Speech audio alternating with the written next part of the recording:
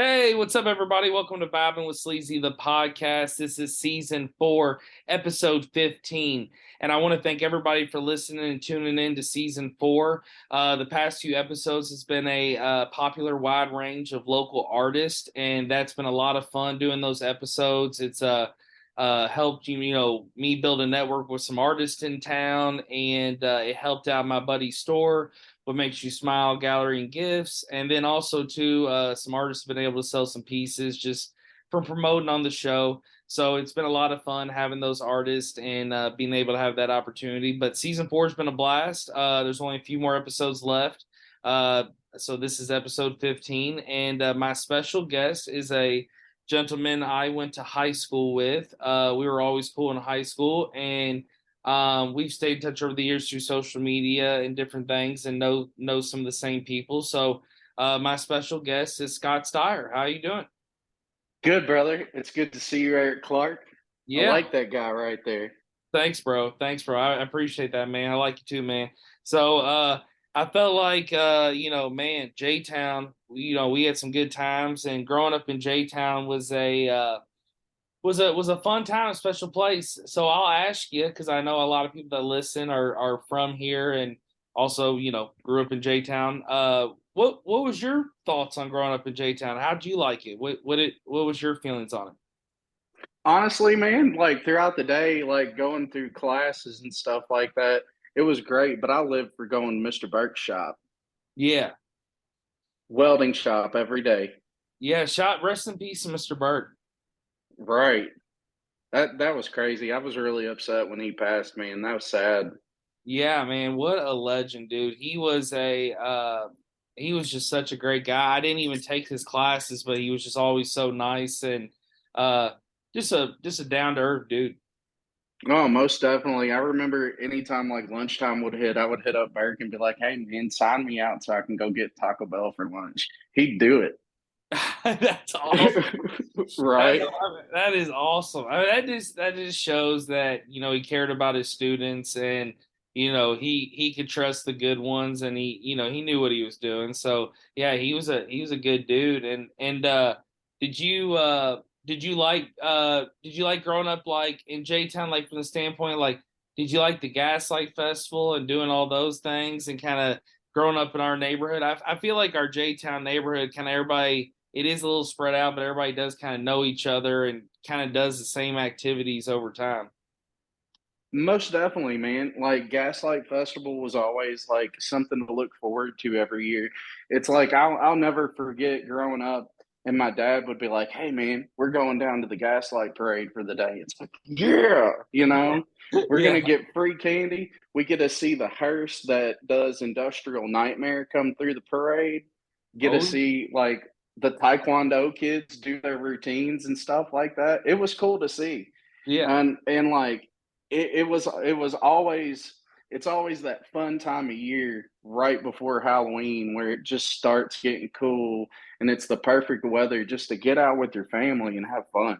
Oh yeah, for sure. And like all the booths, and and it's like the thing that's great about Gaslight is it's like it has the nights when you can go out and have a good time, party, and then you have the Sunday where you can just walk and hit the booths and take your time. So it was always a good time. And I love what J Town's just become here lately. I mean, J Town's just grown so much. We got newer bars, you know, Oh yeah. I mean, with Rec Bar being so big, shout out to Tony Thomas. They literally, I feel like when they kind of came to the area, more people flocked, and then now it's spread it out, and you're seeing more local people open up. Like shit, I love that frozen ice cream place, frozen yogurt ice cream place, Sweet Savannah's there in it's kind of like right there before you get to the main square. It's just there's a lot of good stuff. So I'm glad J Town's picking up some momentum and staying with it. I do you remember? I know you have to, but do you remember how crazy the feeling was and how dope it was when Kingpin just like opened and we all just Oh yeah. I mean, the place was packed, dude. It was like no one knew what fucking bowling was for the first time. Like everybody was like, "What's this bowling sport?" Even though we had like 10 lanes around the city, but this place was crazy. I remember like the main thing that when not main event, excuse me, when Kingpin opened up, they had that huge arcade. Yeah. That arcade was awesome. And I Oh, think I mean, I'm pretty sure it's still there, but I remember like it just being massive. That was the biggest arcade I'd ever seen. oh, it was incredible. I mean it I the thing about that arcade, it was so spread out, you know, and it was bright too. It's like right off the left, right when you walk in, and yeah, I don't think I expected that when I walked in the bowling alley. Like I expected a claw machine or something like that. Oh yeah, but like even the facilities alone, like you can go into an old school bowling alley and compare it to this, and it's like night and day difference of how updated everything is and how nice it is. Not saying that the old school look is bad, but the new updated stuff, it's just a futuristic looking place. It looks cool. Yeah, oh yeah, for sure. No, for sure. And what would you say for the listeners before we dive into a few topics that I want to talk to you about that you're interested in and that we both kind of share the same interest. Who is Scott? Who what would you say for the people listening, who are you and kind of what's your story? What are some things that you know, would you say describe you? Well, I'm a pretty simple guy. I work a full time job. I work for Fanatics. My job is to run a steam press. So, like, say you were to order a custom jersey, Okay. I would be the guy to steam press your number, your name, everything that like you want on there. I hit the press on it for you. Wow. So is this so let's talk about that for a bit. So is that where you're laying out, you lay them out individually, or is it like on the computer? I mean, how did you get into this? That's awesome. Well, I worked for Zappos for a little bit, Mhm. and the building that I worked in, uh, from what I heard, I can't confirm if this is true or not, but what they told us was pretty much the building was shutting down, Mhm. and a lot of people were going to lose their job.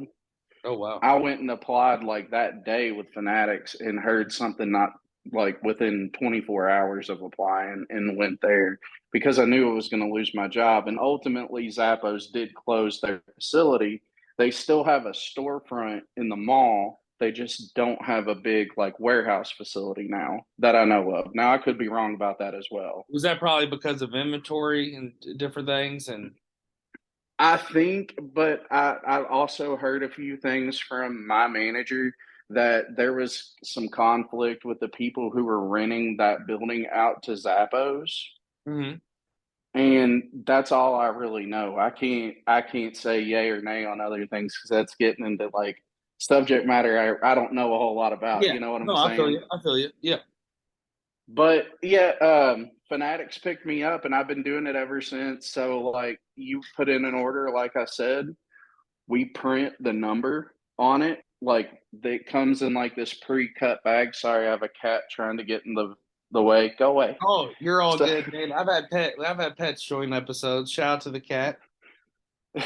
yeah, but needless to say, like there's a team that like takes an X-Acto knife and they cut out a print. It's a special type of paper that when it's heated, it sticks to fabric. Like if you see this shirt that I'm wearing right now, this was steam printed onto this shirt. Okay. And It's so it's it's a little hard to explain. I'd have to like show somebody exactly what I'm doing in order to like really explain it. You know what I'm saying? yeah, no, for sure. And that's super cool. And like, and would you say too that like it took you a while to learn it, or did you feel like you picked up on it real quick?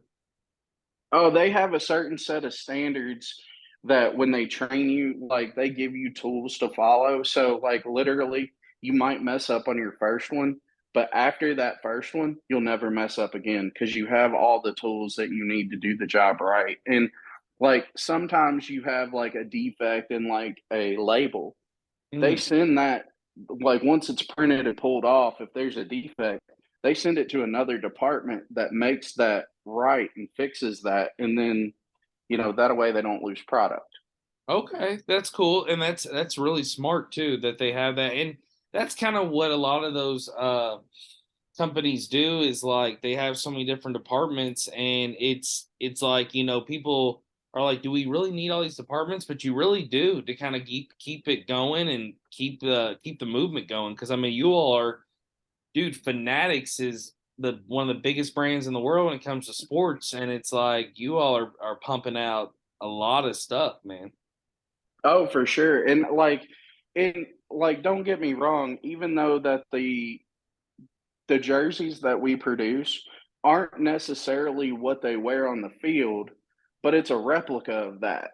Yeah, yeah, no, for sure. Yeah, Because yeah. because like if you say you were to get a LeBron jersey, Mhm. all the all the labels and everything that are on that jersey are hand sewn on like a real deal jersey, and those are like anywhere between $500 to $800 a pop if you want an authentic one. Ours, it's kind of like the cheaper version of that, but they're still very, very nice and quality made. Oh yeah, no. When you see those brands, and I've ordered stuff from Fanatics before, yeah, it's quality and it's top notch. And it's funny you brought that up. I went to this Reds Braves game last night, and there was tons of people with jerseys. I mean, Reds, Braves, and the big favorite jersey right now that a lot of people are wearing up there is that City Edition jersey that Cincinnati wears. And I also want to mention something while we're doing the show. It was crazy. That's the reason kind of my voice is gone at times here. Last night I went and saw the Reds Braves play. It was the best baseball game I've ever seen in my entire life. L.A. De La Cruz, who's a rookie, he played for the Louisville Bats, and he's turned out to be a mega star here in the MLB. He's only like played like 15 games with the Reds. He hit for the cycle, first time in Reds history since '89, and youngest player since like 1910 to do it. It was so cool to see that history and to see a player hit for the cycle. And then Joey Votto, my favorite player, hit 2 home runs, and he's only been back for like 3 games. So it gave me chills. It was electric. The atmosphere in Cincinnati was exciting. So it's really cool to see baseball back here in Cincinnati. But yeah, but the jersey situation, it seems like, in my opinion, jerseys are getting hot again. I mean, people are really, really getting into them again. Oh yeah, and honestly, bro, I don't think jerseys have really fell off. I think they're Yeah, I more don't think they slept either, on than probably. You're fell probably off. right. Yeah, you're right. They probably haven't. But it's funny, you were in Cincy. I was in Cincy the day before you were. Oh, really? Okay. What were you doing up there? Me and a friend of mine went for a day trip up to Jungle Gyms. We stocked up on brewskis and went to Hofbrau, had lunch at the German brew house. Man, you ever get a chance to get some Hofbrau, get you a pork chop, dog. I'm telling you, Oh, it'll yeah. change your life. Oh, yeah. Okay. Okay. I'm gonna have to try the pork chop. I have been there before for the beer, and I believe I can't remember exactly what I had. I believe I had some kind of sausage thing, but it was fantastic. But yeah, I'm gonna have to try that. So that is something I wanted to kind of spin into. I want to talk about beer, and I do want All to talk right. about, and I want to talk about Jungle Gyms. The thing about Jungle Gyms, you and I actually talked on Snapchat when you went up there, and Mm-hmm. we were talking about it, and I actually had gone there for the first time about maybe 2 weeks ago. So I'm gonna have to say the place blew my fucking mind. So tell me your thoughts and feelings on Jungle Gyms. I love it. I want them to please Jungle Gyms owners, if you guys are listening to this, open a Jungle Gyms in Louisville. Yes. Oh, that'd be incredible. Please do. It's like walking into a foodie's paradise, man. Yes. Oh, 100%. I mean, and here's the thing that people don't realize.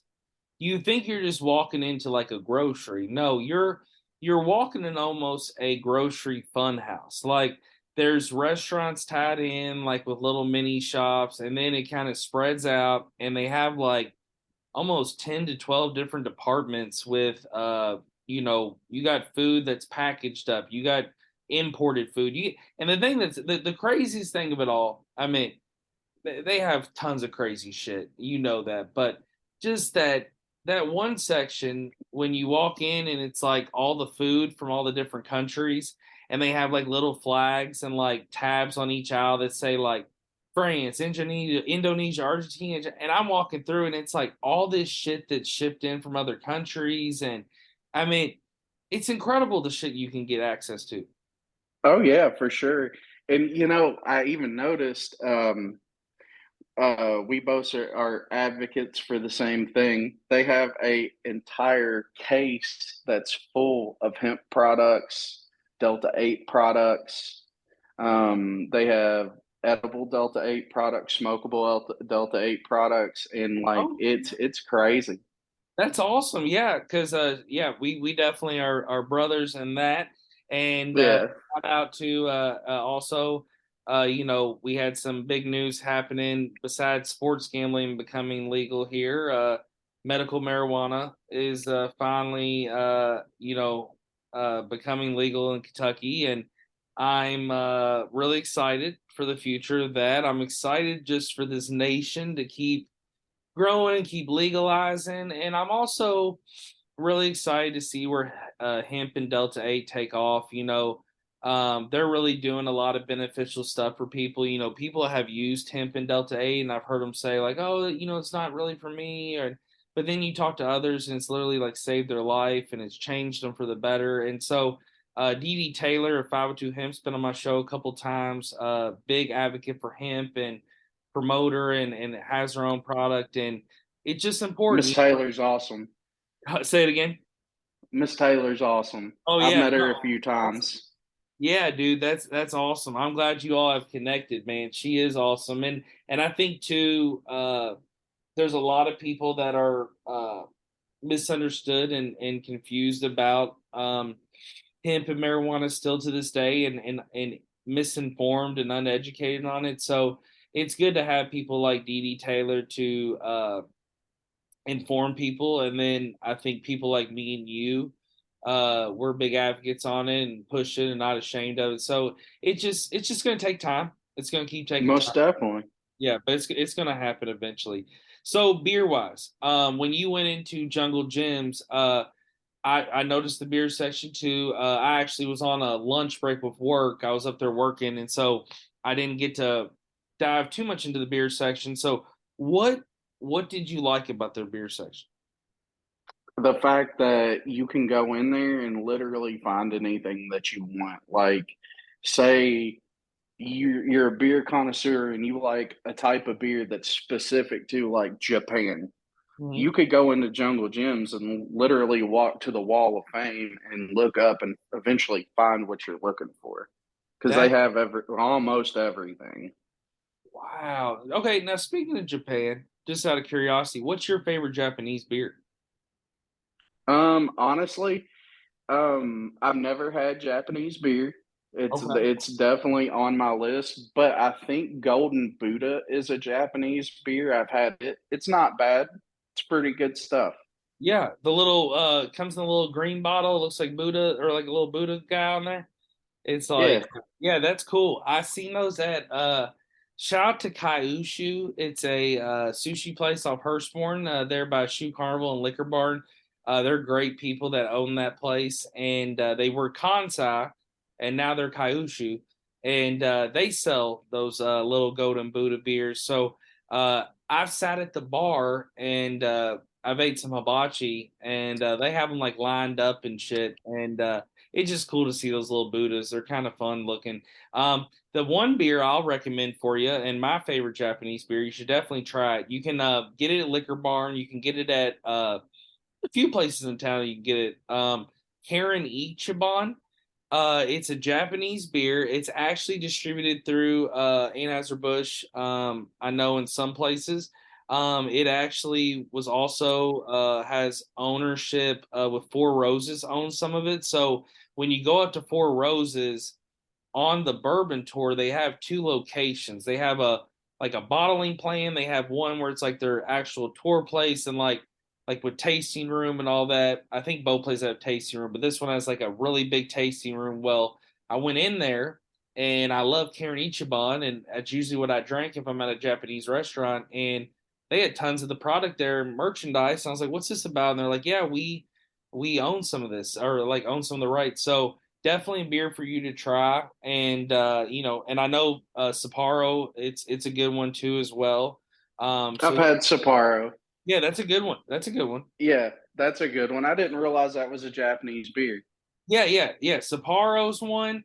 And kind of, to be honest, Sapporo versus Karen Ichiban, that's kind of the competitors in a way. Like, I mean, I know there's other brands too. And so but yeah, it's just that's definitely a couple I would recommend for anybody listening.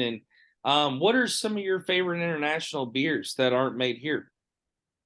Um, my favorite international beers. I'm a big Guinness advocate. I love Guinness. That's after like a big meal at the end of the day. If you want to relax, that's your type of relaxation beer. Um, any kind of IPA. Almost, I'll drink an IPA. I'll give it a try, even if it's not that great. I'm not a big fan of Sierra Nevada. I think it's a little bit too bitter. Yo, But it's a little like, tart. It's a little tart. Yeah. yeah, there's another one. I can't think of the brewing company, but the name of the beer it's Nightmare, and it's from somewhere in Eastern Europe, and it's got a crazy label on it. But it's one of the hardest double hopped IPAs I've ever had. I think it's like 12% alcohol by volume. Woo! Yeah, it'll make your toes curl. Yeah, that's turn up time right there. No, that's incredible, man. That I think that's so cool, man, that you've kind of expanded your palate to try different I mean, because not a lot of people can say they've tried beer from Eastern Europe. So that's really cool. Hmm. I wanted to ask you a question about, since you like beer.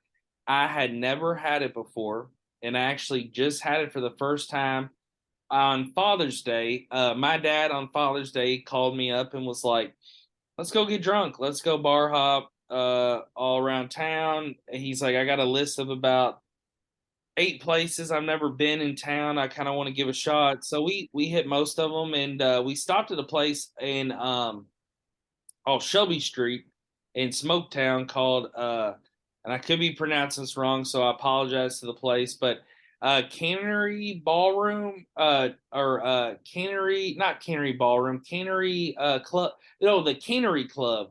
And like I said, I might be completely butchering this, so I apologize to them. But anyways, cool spot in Smoketown. And basically they had a bubblegum head, that beer out of the Three Floyds people or whatever. And holy shit, that's good beer. That is really, Right? man, I had never had that. It's good stuff. I love it. That is easily in my top 20 favorites. Do you like the can? I mean, I think the can in general, like, or just the logo, like that, or like the label, like, that is so cool.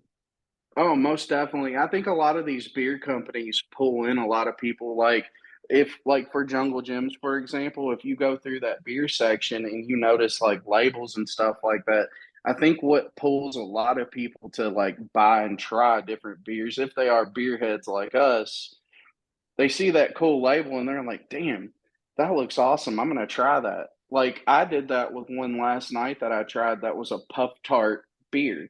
It's a sour. And dude, I swear it tasted like biting into a Pop Tart, Oh but it my, was a beer. that's so good, dude. That's what's so cool with just 2023 in the future is like, man, shit that you can drink now tastes like stuff you can eat. It's just so cool what people can do, man, just in general, just like with ingredients and just testing and experiments. I mean, it's like making beer. People don't realize it's a giant fucking experiment. And then when you land Hmm. that experiment and like you land something good, you are in the you're doing good right there. So Most definitely.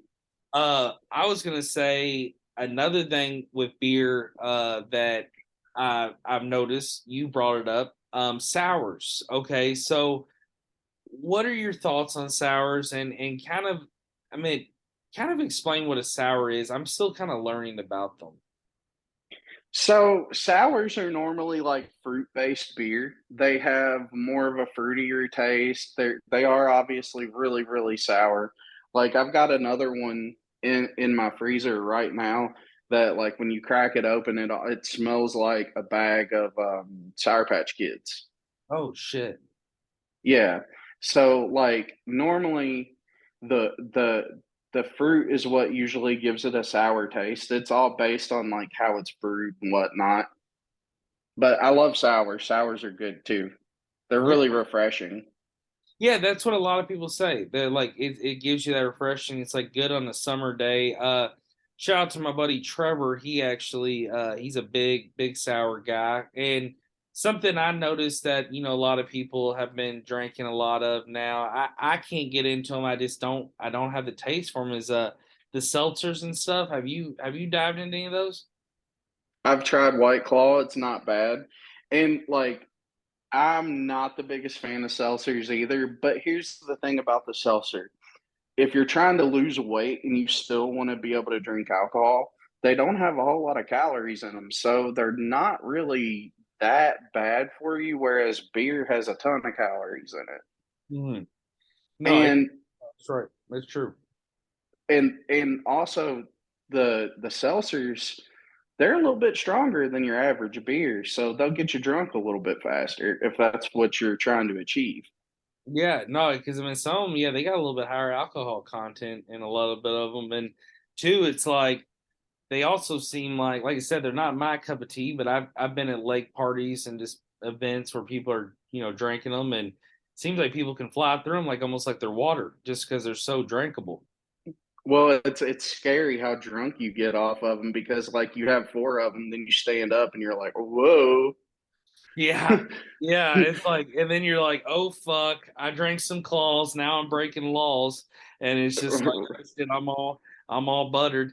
But no, yeah, it's man, it's just it's kind of like jungle juice, like back in the day, it's like throw all that alcohol in there, and out of nowhere, it's like you drink some and like, oh, this tastes like Kool-Aid, and then an hour later, fucking floor. So, oh man, but so. it's like reminds me of high school parties. Oh yes, yes. And talking about J Town, circling back to that, at J Town, we had some parties. So, would you say too, just the beer selection there at Jungle Gyms and other places that you've gone, um, what do you search for besides like the label for you personally? Like I send Scott in, what is Scott usually gonna bring back? Okay, so you send me into the liquor store if this is what you're liking.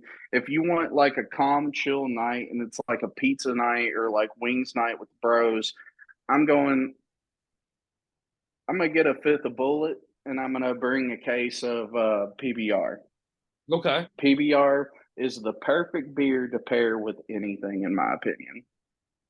Okay. Okay. I like a little PBR. PBR is good. I like, that's actually something they do in Chicago. They have this thing at some of the bars. It's a gentleman's special, is what they call it. And most of the bars do it. They might have changed up their Irish whiskey choice, but it was a 16-ounce PBR tall boy and a shot, I think a double shot of Jameson.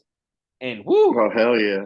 it fucking it wake you up, put some hair in your chest. But the thing about it was it did flow good together. And PBR in general, man, you are right. It is kind of the good beer just to drink and like you you can just that's another thing, kind of like soda. You can just pour it back like it's water almost. It's just it's good tasting stuff too. I mean, and PBR sometimes gets a lot of hate, like oh that's a cheaper, but no, it's like to be honest, like shit, I went to Tin Roof last night. After the Reds game, I'm seeing people drinking, their imports and their domestics and all this stuff. I'm over there drinking a 25-ounce Bush Light, So it's just like, Most definitely. yeah, it don't bother me. Like so, but yeah, that's cool. So, and then what would you say if you were going in and you were about to bring beer to like a party and you wanted to like blow people's minds? Like, what's your go to?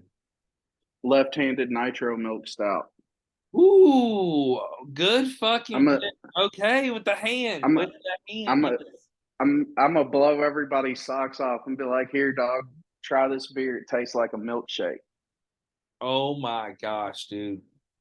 What a name drop, man. Yeah, dude, that was when I used to sell beer years ago, that was a hot one, and people still love it. And it is a beer, talking about that beer, that is a beer that you can drink at the bar or Hmm. just drink at home. And it really just it's just tasty. It's real tasty. It's good. It's like I tell everybody, brother. It's just like drinking a milkshake. It tastes like a chocolate milkshake to me. It's so good. Dude, talking about milkshakes, what would you say is your favorite milkshake?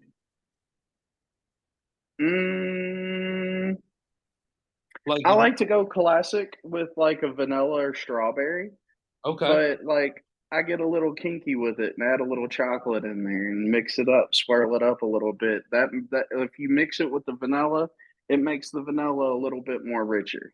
Okay, okay. I'm a guy where I love a cookies and cream milkshake. I love a good chocolate, of course.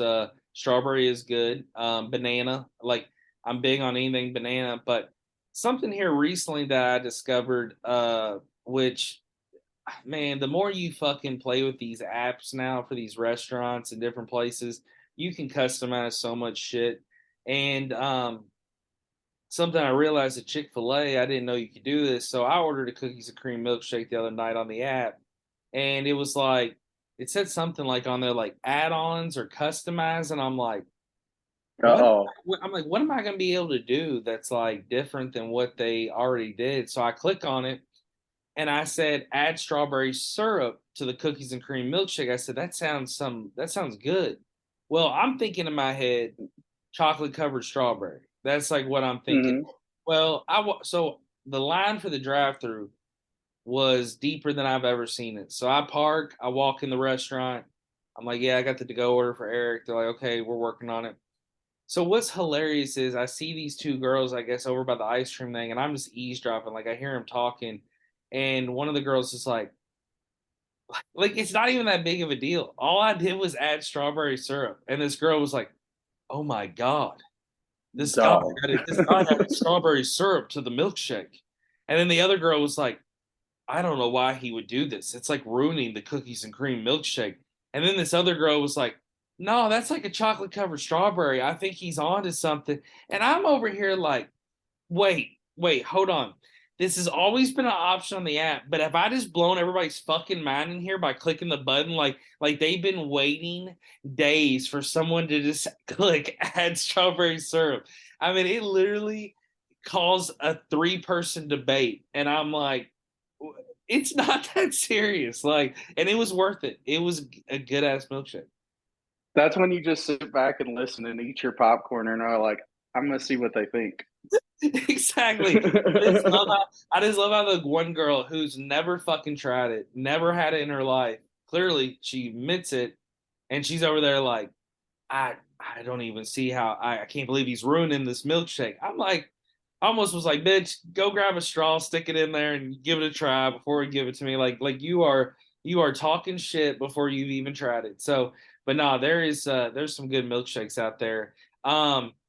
Would you say with beer here in Louisville, before we get into another subject, I like to ask this kind of to some people that are into beer, like, would you say that we have pretty good selection in Louisville? Like, I know that we're talking about Jungle Gyms, which is in Cincinnati for the people listening. It's they got two locations in Cincinnati. Would you say that Louisville has a good selection, or do you think we need to improve? I would say as a whole, Louisville has a great selection of beer. Like, I mean, if you were to like go downtown and go to BBC, they have all kinds of beers that like come from this area that are amazing. Like they have a blueberry lager that tastes like blueberry pie. Mm. And I feel like that's only specific to the BBC because it's like one of their top selling beers. And like I feel like they're one of the driving forces whenever it comes to beer in Louisville. We also have a lot of really small microbreweries that produce their own, like Third Turn over in J Town. They have a habanero scalping that is to die for. Wow, that does It's sound a good. very, very good. It's very, very good. But as a whole, I think Louisville does a good job of producing beer, and they're on the map. Yeah, and that's what's important because you go to a lot of other cities and you see kind of how, the beer's pushed, and it's good to see it in Louisville. Like I sold beer for over 5 plus years, and I hit the market hard, and I felt like beer sales was fantastic. I talked to people still in the industry, and some say sales go down, sales go up. It just kind of depends, but it is cool still what people are doing, and it's, what we're talking about, the labels and the product. And I just think it's cool for the city in general here in Louisville that, a lot of these beer places are spreading out, and, they're breaking off to different neighborhoods and areas where they're having more than, one location. So I think it's great in general. You and I are both pro wrestling fans. Me and Frankie, he's been on the show before. We've talked pro wrestling, and I kind of have a pro wrestling group with a couple of buddies. We watch a lot, and I love pro wrestling in general. I'm really big into AEW, uh, but WWE, which I kind of fell out of for about a year, I've kind of gotten back into it. The Bloodline storyline and a couple other things have been really hot. But pro wrestling in general, I think, is just hot right now. What did, I guess, a two parter of what's some of your favorite people from back in the day, like wrestling wise, and what got you into it? And then are you into it at all in the current state? Well, wrestling's always been a big part of my life, man. Like growing up, my cousins and everybody, we all watched wrestling. I mean, dude, we did backyard wrestling. We hit each other with chairs. We jumped off grandma's roof, slammed each other through tables, and got hurt. It was great. Yeah, But some of my heroes, I'll safely say, Stone Cold Steve Austin, The Rock, The Undertaker, Mankind, and Ken Shamrock. good name drops, dude. Those are all good names. Those are my top fives. Well, I take that back because there's one number one who will always be the number one for me, and that's Macho Man Randy Savage, R.I.P. Okay, But rest in peace. other than that, man, like watching wrestling growing up, it was like a way to escape reality a little bit. It's like, yeah, you get to see people beat each other up, but at the same time, it's in a controlled environment, so it's okay. Yeah, exactly. It's like this match is sanctioned, so I can watch this guy beat the shit out of this other guy legally. So yeah, but no, it's super cool how pro wrestling has overcome over the years. I mean, it's been around for years. I mean, it was hot in the 60s, 70s, 80s, and I mean, it's hit different markets, different regions, but now I say just on a global scale, it's so big. I mean, it's always been in Japan as well. It's been huge in Japan, Japan and America, like North America with Mexico as well. They've been, the main three countries. USA, Mexico, Japan being for wrestling. But I just feel like on the global scale now, it's just getting so big. And NXT is expanded over to UK, and AEW is doing international shows. So I love where it's at. Same. Do you feel like though? Do you feel like though? Like I felt like there was levels to this shit. To just kind of say that with WWE, like you had your A level superstars, your B level, your C level, your D level, and everybody just kind of played to their level, and it made the kind of the storyline and the every week go by good. I feel like the only thing that's killing pro wrestling is and like I said, no hate to them. They're all talented and deserve the recognition, but there's too many stars, if that makes sense. Right. Like there needs to be less stars. Like on AEW, it's like you'll see people, and even WWE does it more. It's like you'll see people get this push or do this run for maybe a month or two, and then it's like, all right, we're bringing in a new person, and then it's like we forget about the person that did that one run, and then you have your mainstays, like on the AEW side, MJF, CM Punk, all the elite, everybody on that level, WWE, Roman Reigns, Bloodline, Kevin O. You have your names that are always going to stay relevant and big, but it just seems like, man, I mean, I'm glad to see all these people, but it's just sometimes it's just man, it's hard to really see someone get a push because they're ready to push the next guy. Right, and it's also a little disappointing because you'll give that one guy 1 week the limelight and then turn around and just pull it from him just because somebody else came onto the stage. Like back in we'll say the Attitude Era, The Rock and Stone Cold Steve Austin and DX were the driving force for that Yes, exactly. the entire time. And I would kind of like to see some of the stars that are currently in the limelight get a little bit more action. But at the same time, I understand the process of rotation. And I guess why they do that is just to keep things fair. Yeah, keep it fresh, I guess. But it's just, Yeah. sometimes though it can be hard. But I will say this, on a women's wrestling scale, it is dope to see more stars. I do like how that's growing, and I feel like, I mean, back in the day when we were growing up, it's the the mud wrestling, the bikini matches, which I'm not complaining about any of those. Those are fun and good times. But now it's like you're actually seeing women really wrestle and really compete. And I mean, some of these girls can kick a dude's face off. I mean, it's just they are very talented. So I like what the women's industry is doing in wrestling. It's funny you bring that up. I think it was maybe 5 or 6 years ago, I went to Comic Con. As I was walking through, I just so happened to catch Trish Stratus walk past me, and it was the year she wrestled in WrestleMania. And I remember looking back at her, and I said, "Miss Stratus, good job at WrestleMania." And she smiled at me and winked and walked on. It's like, yeah, I got That's it. amazing. That's amazing. Because, dude, Trish is like one of everybody's childhood crushes if they grew up during our time. Because she just, Trish and Lita, and You're then right. just wow, those two were just, yeah, they were the stars. And it is cool to see WWE. I will give WWE that they don't forget about anybody. Like they bring back a lot of legends and bring back a lot of people. Have you been getting into any of the Dark Side of the Ring? It's on season 4 now. I've watched all of season 4 and I've been following the show since day one. But man, some of those episodes just blow your mind. Oh yeah, bro. I mean, look at the New Jack episode in season one where he talks about throwing the dude off the top of the table and almost killing him. And some of those stories, what a lot of people don't understand about wrestling is, yeah, it's somewhat choreographed. It's an idea that two dudes come up with together to make a good show. But man, there were some wrestlers in there that were scary to work with, and he was Exactly. definitely one of them.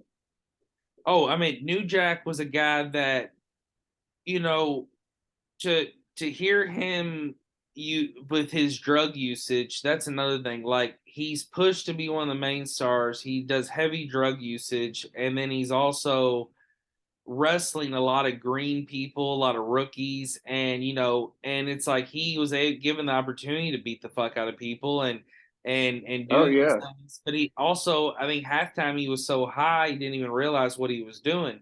But he also was a revengeful person, and like watching that episode, it's like the thing about New Jack is this: I've watched many New Jack matches, and yeah, he's entertaining as a wrestler, entertaining an interview. I probably would even be able to sit with him like at a Hooters and drink beers with him and just talk shit. But at the end of the day, he's also somebody that like I don't feel like I could even trust watching my dog. Like or like watching Right. or like just like, hey man, can you take my trash out? I'm out of town. Like I feel like I come home and my trash can's on fire and the both trash men are buried under the ground. Like I just And who your safe is gone. yeah, yeah, and your safe's gone. So, and it's one of those cases where he was a legend, but yeah, just some of the stories he said was just wild. Now, getting into some of their newer episodes into season 4, it's gotten really fucking crazy because season 4 is diving into some people that were in the ECW days, but also it's getting kind of historic with it. Showing kind of like it's another one kind of similar to the Von Erichs one where they're talking about the Graham family and kind of how they came about and were huge, and but suicide kind of tied into there. Then shit, the man, the uh it's Doinks the Clown one about more Right. that that one is insane. And I Poor realize, guy. yeah, poor guy, dude, had a horrible life, horrible childhood.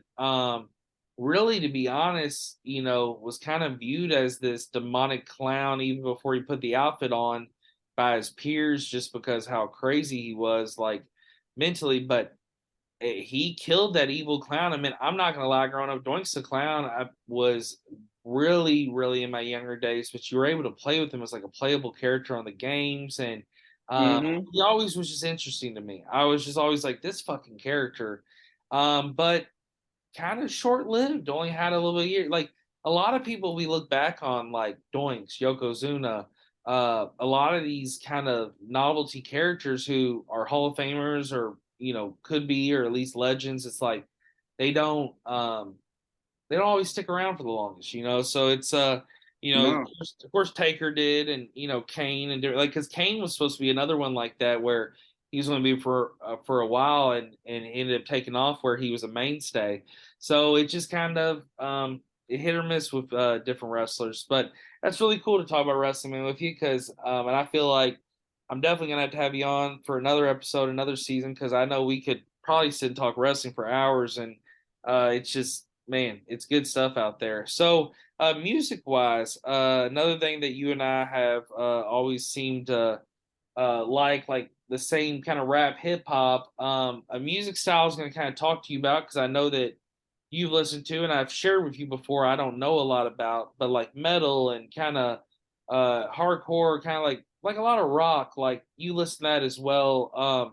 What are Mm-hmm. some of your favorite artists, and what would you be your recommendation for somebody completely green to listening to that music? Like, what was your recommendation to get them into, or a playlist, or an album? Like, you're I on would say, the floor. you're good, bro. I would say, if somebody goes into this genre thinking that you're gonna hear like calm sounds, that's what I hear whenever I hear this music. So it chills me out. On the other hand, a lot of heavy metal is aggressive drums, aggressive guitars, screaming lyrics, a lot of rah, screaming, And I would say if somebody was going to get into that genre of music, I would recommend like Lamb of God Okay, or Disturbed or like Godsmack. That's a little bit on the lighter side of heavy metal. Now, on the other hand, I listen to a lot of like black metal, which is like not the holiest of holy music, but it's still aggressive guitar, like bands like Behemoth, Mayhem, Dark Funeral. And like some people would hear that and think, oh my God, what are you listening to? It's just aggressive heavy metal. It's good art, it's good music. It helps release anger when you're frustrated. It gives you a drive when you're working out. Like I know I blast like I think whenever I did my workout this morning, I was listening to Behemoth. okay. So like I'm hit like whenever I'm hitting the heavy bag, I hit it in rhythm with the music. So it kind of gives you a beat to flow with. That's dope. I like that. Yeah. But I highly recommend if anybody's going to get into it, just kind of prepare yourself because the black metal scene is a lot different than any kind of metal. Like you're getting into people who are like practicing Satanists and stuff like that. And like the music itself is crazy, but just listen to it for the music, not the message. You know what I'm saying? Gotcha, gotcha. Yeah, it's like you know, everybody of all walks of life had to have some form of expression. Form of expression is so important and key. So, So you don't get, I don't ever get shocked if I hear somebody preaching wild shit in hip hop or in any, Right. because it's like everybody has to have their own form of expression, and a lot of it is just, it's music, it's art. It, no matter how it is relayed. Now, I love Norway. I got a lot of friends in Norway. I actually had a guest on here from Norway. There is a correct me if I'm wrong, but there is Norwegian death metal, correct? There is. Yes, Norwegian death metal is just music from the birthplace of metal. Well, so is Norway the birthplace of metal? Some people would think it is because like Holy shit, you're blowing my a mind. lot of like your big time heavy metal bands came from Norway. Like in the early 80s there was bands that came out like I mentioned a band called Mayhem, for example. That's a crazy story. So Mayhem kind of came around in the late 80s, early 90s and got big. They didn't necessarily get big before for their music. The controversy surrounding that band is why they really got big. Ooh, what was it? Yeah. Well, like, I mean, you hear about rap music and they're like, well, I shot somebody, we killed these people, we did drugs, we did all this crazy stuff. Everybody thinks like the rap scene is all gangstered out. The metal scene is too. Yeah. The band Mayhem, for example, they there was some animosity towards some of the members, and somebody ended up dead. Well, they found the body, took a picture, used that picture as their album cover.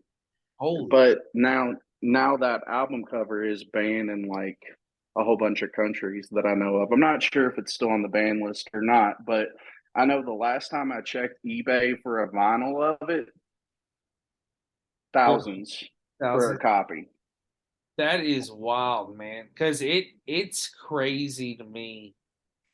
Some album covers are pretty crazy. Like, Mm-hmm. there's like some controversial ones, like Pusha T.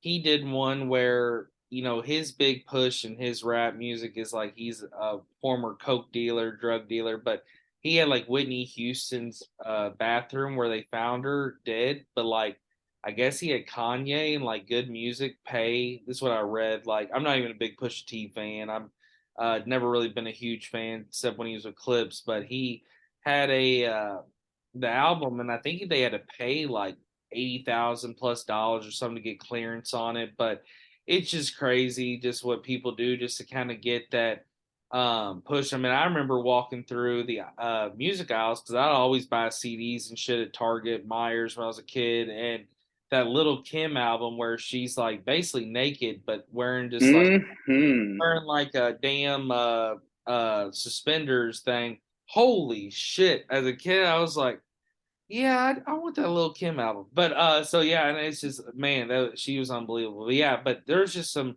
crazy album artists. And then, talking about people with like dead people and stuff. Yeah, I know people, Mm-hmm. they rap about, killing people and dissing people. That's kind of what trap or drill music's become now here all over the UK and America. Drill music's become big where you're dissing your ops or your dead ops or your homie. But there was a rapper last year. I don't know if you heard this story, but he died. He either got killed or he overdosed, and they ended up, preparing his body for death. Drain the blood, put all the whatever's the goddamn you know what I'm talking about, the shit they put in your body to keep you fresh or whatever. Well, anyways, They embalmed him. Yeah, embalmed him. Yes, yes. I'm going blank. So, anyways, they did you're that. good, brother. Well, during when he's being embalmed, they literally put him on stage and like rapped his songs and played his songs for like kind of like a tribute show. And I'm like, I don't think That's I weird. yeah, that's real weird. And I don't know if I want to be in that crowd, like, because at the end of the day, I think it was in Washington, D.C. He was a D.C. rapper. I do know that. But I feel like all I would be doing is just watching him on the stage, like probably about the music, like just everything about that. I feel like it's just a no go for me. So I think it's wild, but you and I both know Like controversy sells. it's like you be sitting there looking at the body like, hey, bro, I think I saw his hand move. Exactly. It's Right? Scott, he's fucking alive. It's like, and it's just like at that point, it's like, fuck, I'm gonna be looking at you or looking at me and or whoever's in there and being like, what are we drinking right now? Because that I think his hands moved. So yeah, no, I that would be wild. So before we sign off, me and Scott want to make a special shout out. Hopefully he listens to this episode. Our special buddy Matt Profit. Matt went to J Town with us. Matt's a real good dude, real big friend of me and Scott, and fan of, and we're a fan of his art. And if you're looking for art, shout out to Matt Profit. He'll make you some cool custom pieces. He actually made me. I'm looking at it right now. Abstract Egyptian piece. It turned out real good. So shout out to Matt Profit. My prophet, we love you, buddy. Yeah, we love you, bro. You are the man. And Scott, I want to say I want to thank you for being on this episode. I'm definitely going to have you back. I think we can dive deeper. I think also what we might have to do is we might have to go to Jungle Gyms together and then do like Hell yeah. our own review of like the store visit. And I kind of like trying to do those kind of things where you get to go somewhere and interact with it and try it and then review it. That's kind of what I like watching too, like on YouTube and stuff. So we'll definitely have to plan some for that. But thank you again for being on the show. Before we sign off, tell people how they can reach out to you. All right. You can reach out to me as Scott Steier on Facebook. You can find me on YouTube. It's under Captain Redbeard 250. You can even find me under the same handle on TikTok as well. If you have any questions, feel free to hit me up and ask. Always remember, spay and neuter your animals. It helps. Yes, and thank you, Scott. I appreciate your kind message there at the end. That is important, and I appreciate everything you've told us today. And you are a wide range of different things, man. That's what's so cool about you, bro. So thank you again for being on the show. Vibingwithsleazy.com, vibingwithsleazy at gmail.com, Vibingwithsleazy, the podcast, Facebook, Instagram. Reach out, show love, keep downloading, listening. If you haven't listened to the past 3 seasons, tune in. Season 4 is here and keeps rolling, so there's a few more episodes coming to that. But I want to thank everybody for tuning in and listening, and we are out. Peace. Wu Tang.